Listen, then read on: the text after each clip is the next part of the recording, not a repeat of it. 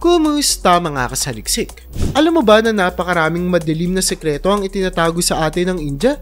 Kaya mula sa isang napakalaking squatter na ituturing na pinakamalaking squatter sa buong mundo, hanggang sa isinasagawa nilang pagpapakasal ng mga palaka, ay pag-usapan natin ang 10 pinakamadilim na sekreto ng India na gusto nilang itago sa mundo. Kaya kung handa ka ng malaman ng mga ito ay simulan na natin. Number 10, pinakamalaking squatter area sa mundo.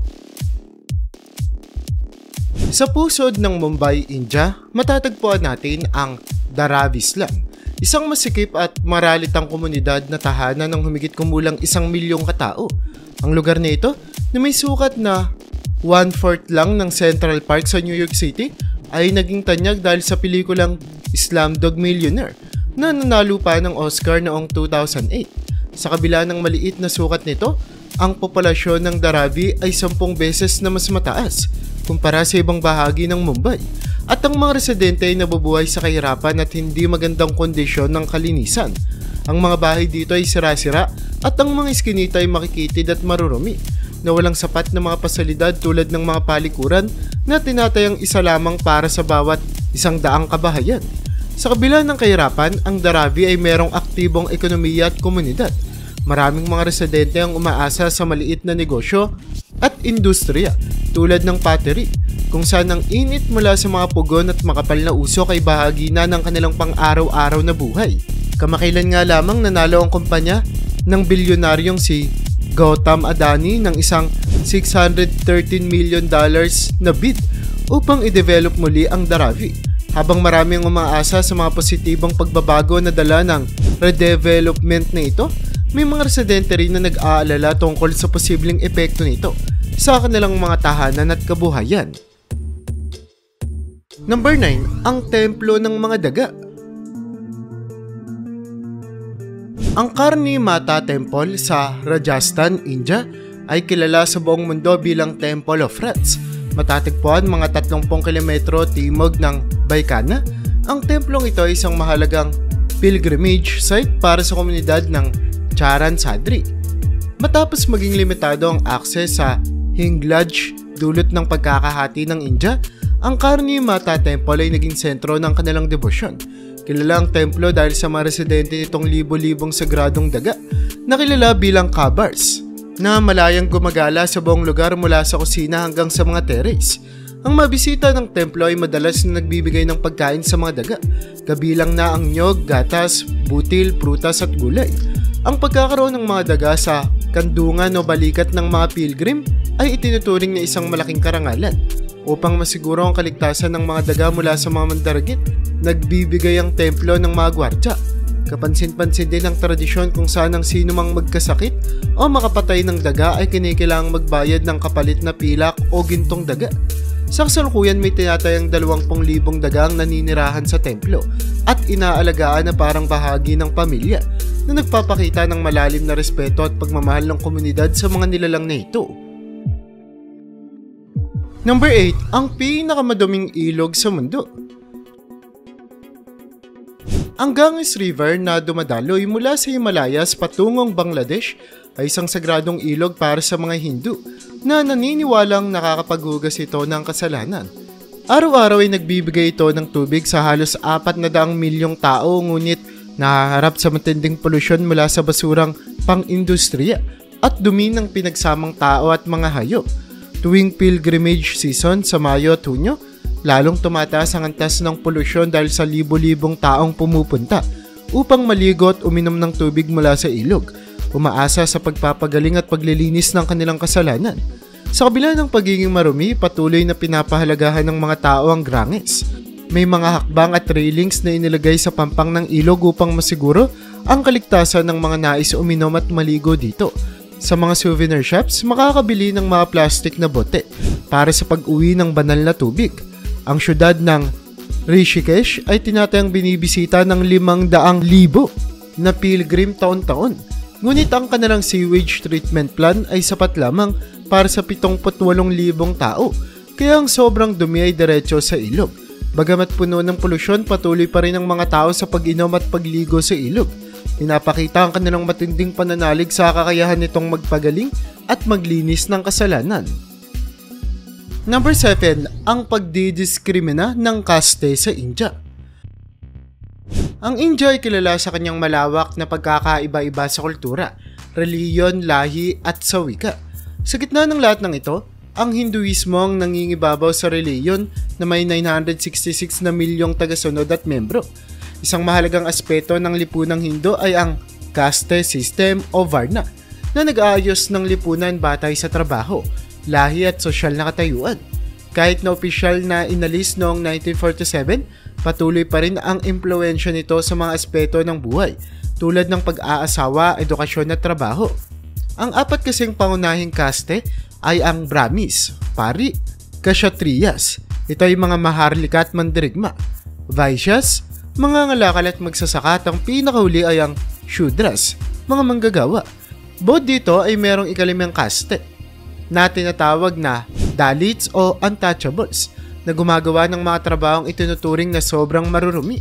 Sa kabila ng pag-alis ng caste system, malalim pa rin ang ugat ng diskriminasyon batay sa caste sa modernong India.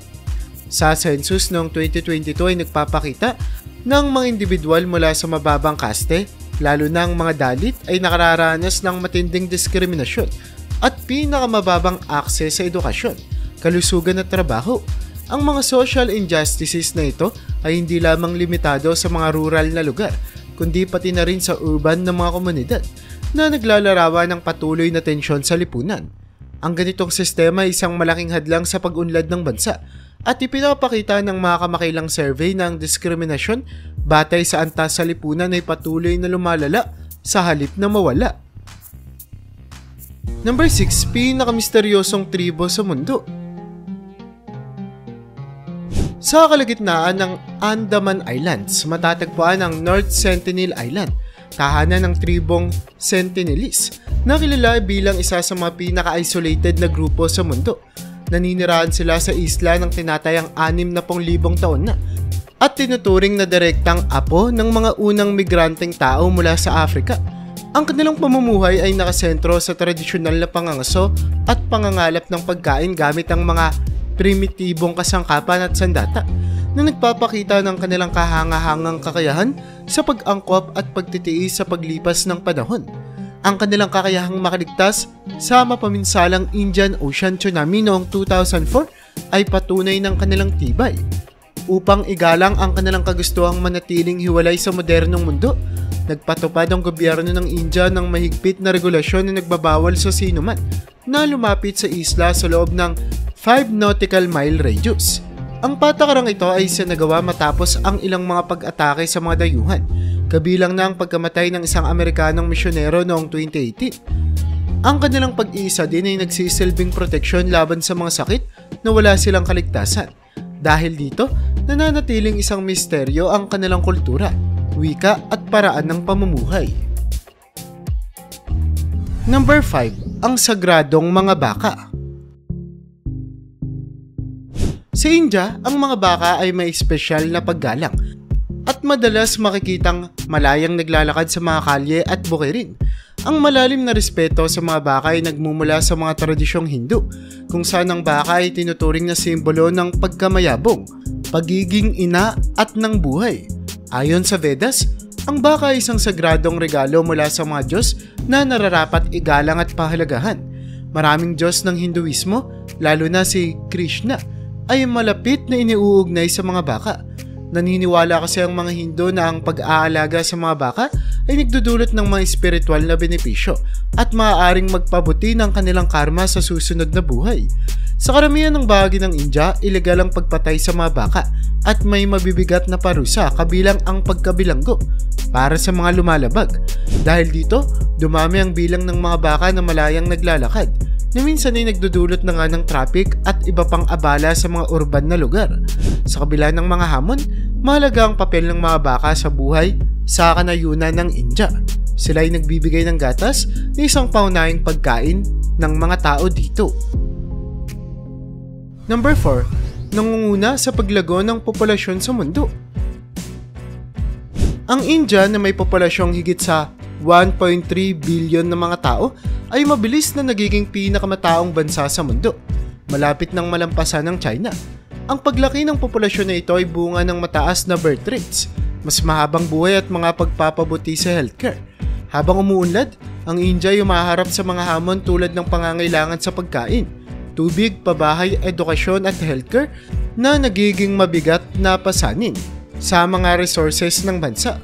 Ang mataas na antas ng kawalan ng trabaho ay maaaring magdulot ng social unrest at pagtaas ng krimen. Sa kabila ng mga hamong ito, ang India ay gumagawa pa rin naman ng makabuluhang hakbang sa pamamahala ng paglaki ng populasyon sa pamamagitan ng pagpapabuti ng edukasyon at family planning. Ang pagtaas ng populasyon ay nagdala rin ng mas mataas na pangangailangan sa enerhiya at mga resources na maaaring magdulot ng polusyon at pagbabago sa klima. Number 3. Pesticides sa soft drinks. Sa buong mundo, ang mga alalahanin sa kalusugan kaugnay ng pag-inom ng mga soft drink ay karaniwang nakatuon sa mataas na sukal o artificial na pampatamis. Pero ibahin mo ang India. Ang mga kilalang tatak kasi na Coca-Cola at Pepsi ay humaharap sa mas malalim na issue, ang presensya ng mga pesticides. Maraming ulat at independenteng pag-aaral ang nagsiwalat ng bakas o nakakakita sila ng mga pesticides sa mga inumin na ito, kabilang ang mga herbicide. Ang mga tutuklasang ito ay nagdulot ng seryosong mga alalahanin sa kaligtasan ng mga mamimili at nagtatanong sa transparency ng industriya ng pagkain. Noong unang bahagi ng 2000s, ang Center for Science and Environment ay nagsagawa ng pagsusuri sa ilang tatak ng soft drinks at natuklasang may mataas na antas ng pesticide sa ilang sample na nagdulot ng galit ng publiko at panawagan para sa mas mahigpit na regulasyon. Pinabulaanan naman ng Coca-Cola at Pepsi ang mga paratang. Giniit na ang kanilang mga produkto ay nakatugon sa mga pamantayan ng kaligtasan ng India at ng internasyonal. Ayon sa kanila, ang mga antas ng pesticide na natagpuan ay nasa loob ng pinapayagang limitasyon na itinakda ng mga regulatory authorities. Sa kabila nito, maraming mga mamimili at eksperto sa kalusugan ang naniniwala na anumang dami ng pesticide sa pagkain at inumin ay hindi katanggap-tanggap. Number 2, pinakamaduming hangin sa mundo. Ang New Delhi ay kilala bilang isa sa mga lungsod sa India na may pinakamatinding pollution. Sa panahon ng taglamig, ang pollution ay lalo pang tumitindi dahil sa crop burning sa mga kalapit na lugar. Ang kalidad ng hangin sa loob ng mga tahanan ay 15% na mas masama kaysa sa labas, na nagiging sanhi ng pagdikit ng uling sa mga dingding. Sa buong India, ang indoor air ay maaaring maging 41% hanggang 48% na mas marumi tuwing taglamig. Ang pagkakalantad sa fine dust ay maaaring makasira sa cognitive at immune functions na nagdudulot ng mga sakit sa baga at puso. Ayon sa isang pag-aaral noong 2021 ng Energy Policy Institute sa University of Chicago, ang masamang kalidad ng hangin ay maaaring magpababa ng buhay ng mga residente ng Delhi ng hanggang 9 na taon. Ang polusyon sa hangin ay nagdudulot din ng pagtaas ng mga kaso ng mga sakit sa balat, premature births, stillbirths, developmental delays, stunt growth sa mga bata, at maging kamatayan. Dahil dito, ang mga paaralan sa New Delhi ay madalas magsara at maraming taong nagkakasakit at dumadagsa sa mga ospital. Sa kabila ng mga panganib na ito, hindi pa rin natutugunan ng India ang pangunahing sanhi ng polusyon. Ito ay ang crop burning. Ang mga maliliit na magsasaka na bumubuo ng 85% ng populasyon ng mga magsasaka sa India ay nahihirapang makahanap ng solusyon dahil sa kakulangan ng suporta mula sa gobyerno at mataas na gasto sa pagkuha ng mga makinarya para sa paglilinis. Number 1, ang pagkakasal sa mga palaka.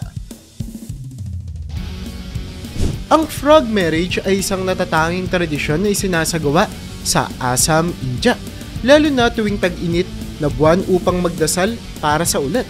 Sa ilalim ng gabay ng isang village priest o elder, 2 palaka ang nahuhuli at nililinis. Sila ay dinadamitan ng tradisyonal na kasuotang pangkasal ng Assamese. Pinapaganda ng makeup at inilalagay sa isang plataforma. Ang mga palaka ay itinatali gamit ang pulang sinulid at ang pari ay nagsasagawa ng dasal upang humingi ng basbas mula sa Diyos ng ulan. Ang noo ng babaeng palaka ay pinapahira ng vermilion na sumisimbolo sa kanyang pagiging asawa ng lalaking palaka. Pagkatapos ng mga dasal, ang dalawang palaka ay pinapakawalan sa kalapit na lawa o ilog.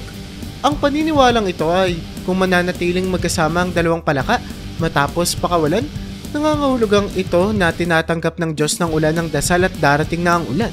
Ang frog marriage ay malalim na nakaugat sa mga kaugalian at alamat ng Assamese. Ito ay mula sa paniniwala ng pagpapakasal ng dalawang palaka ay makapagpapasaya kay Varuna Devta, ang Diyos ng ulan sa Hindu mythology.